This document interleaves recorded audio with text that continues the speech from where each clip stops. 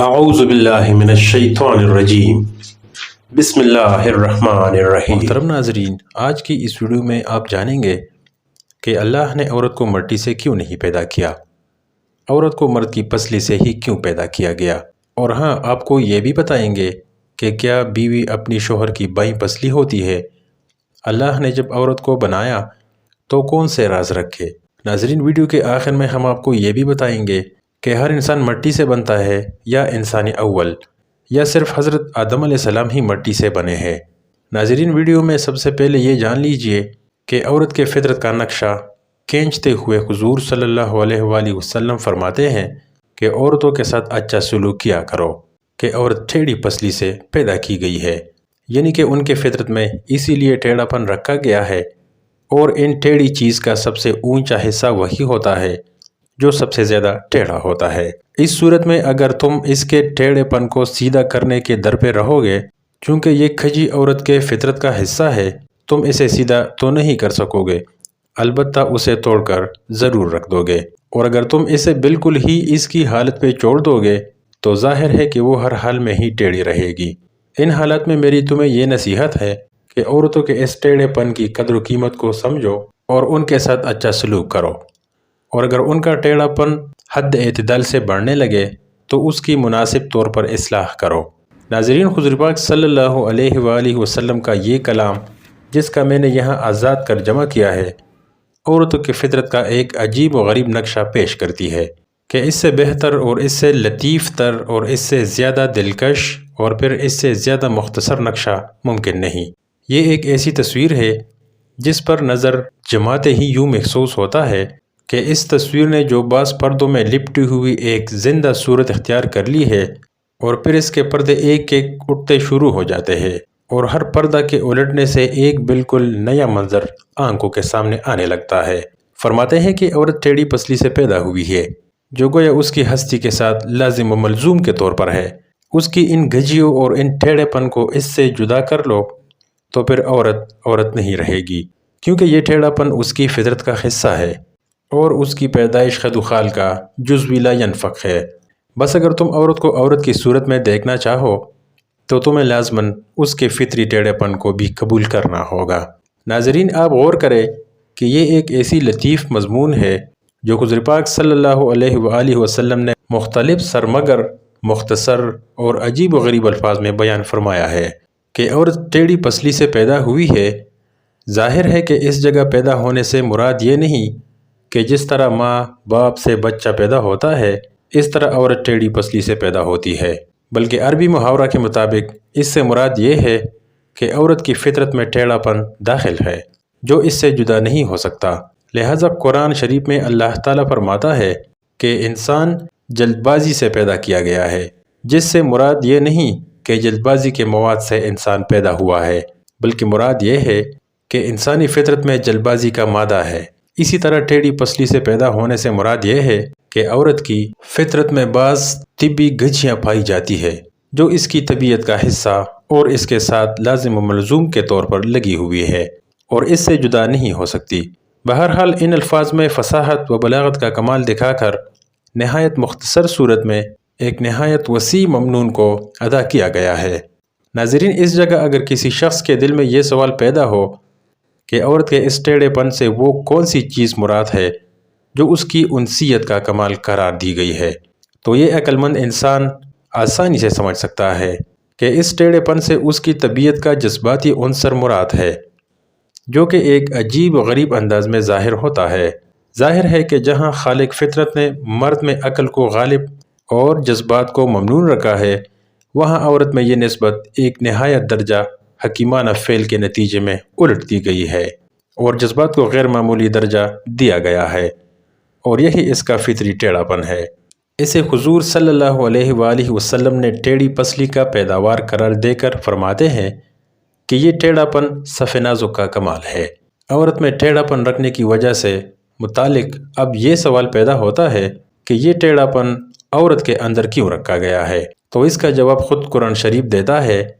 جو ساری حکمتوں کا مبنی اور ماخذ ہے۔ اللہ تعالیٰ فرماتا ہے کہ اللہ تعالیٰ نے تمہارے لیے تمہاری ہی جنس میں سے تمہاری بیویاں بنائی ہے، تاکہ تم ان سے دل کی سکونیت حاصل کر سکو، اور اللہ تعالیٰ نے تمہارے اس رشتے کو محبت اور رحمت کا ذریعہ بنایا ہے۔ یہ وہ حکمت ہے جس کے ماتحت خالق فطرت نے عورت میں جذبات کے عنصر کو غلبہ دے کر اسے مرد کی قلبی سکونیت اور اس کی فطری محبت کی پیاس کو بجھانے کا ذریعہ بنایا ہے۔ اور ظاہر ہے کہ جذبات کے ساتھ ٹیڑھا پن لازم و ملزوم کے طور پر ہے، یعنی جہاں عقل عموماً سیدھے راستے پر چلتی ہے وہاں جذبات میں ایک قدرتی ٹیڑھا پن بھی ہے، جس کے بغیر جذبات کی نزاکت اور ان کی نازک پن کا اظہار قطعاً ناممکن ہے۔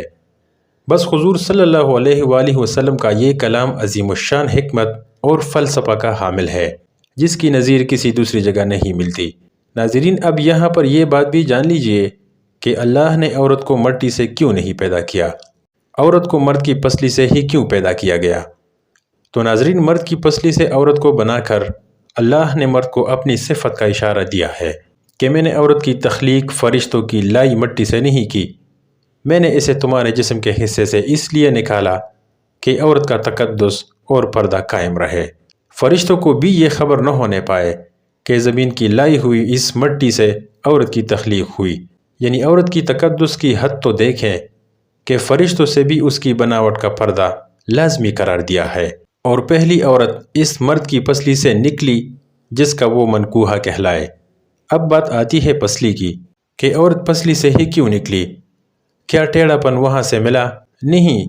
یہاں بھی حکمت سے خالی بات نہیں۔ انسانی جسم میں دل اور بہت سی نازک پارٹ پسلی کے پیچھے چھپے ہوئے ہوتے ہیں، یعنی پسلی ایک ڈھال ہے۔ ان نازک پارٹس کے لیے اللہ تعالیٰ نے عورت کو پسلی سے نکال کر یہ نہیں بتایا کہ عورت میں ٹیڑھا پن ہے، کہ اس نے عورت کی پسلی سے تخلیق کر کے یہ بات سمجھا دی کہ عورت وقت پڑنے پر ڈھال بھی بن سکتی ہے۔ عورت کو بائیں پسلی سے نکال کر یہ بھی ثابت کر دیا ہے کہ عورت ڈھال بن سکتی ہے تو مرد کے دل پر راج بھی کر سکتی ہے۔ اس لیے عورت کو ٹیڑھی نہیں بلکہ اسی ٹیڑھا پن سے فائدہ اٹھائے پیار سے، تاکہ وہ وقت پڑنے پر آپ کی ڈھال اور آپ کا اعتماد غرور بن سکے۔ میاں بیوی ایک دوسرے کا لباس ہے، اس لیے دونوں کی ذمہ داری ہے کہ وہ ایک دوسرے کو برہنہ نہ کرے۔ نبی کریم صلی اللہ علیہ وآلہ وسلم نے صف نازک کو مارنے، پیٹنے یا اس کو کسی قسم کی تکلیف دینے سے سختی سے منع فرمایا ہے۔ تم میں سے کوئی اپنی بیوی کو اس طرح نہ پیٹے جس طرح غلام کو پیٹا جاتا ہے،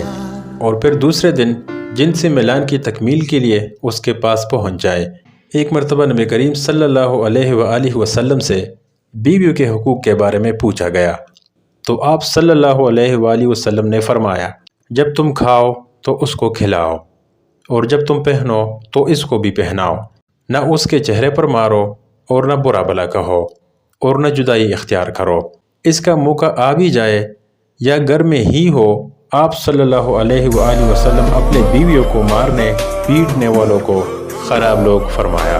اپنی بیویوں کو مارنے والے لوگ اچھے نہیں ہیں، اور خود نبی کریم صلی اللہ علیہ وآلہ وسلم نے اپنی بیویوں میں سے کسی پر بھی ہاتھ نہ اٹھایا۔ صرف یہ نہیں کہ نبی کریم صلی اللہ علیہ وآلہ وسلم نے عورت کے ساتھ بہترین سلوک اور اچھے برتاؤ کا حکم دیا،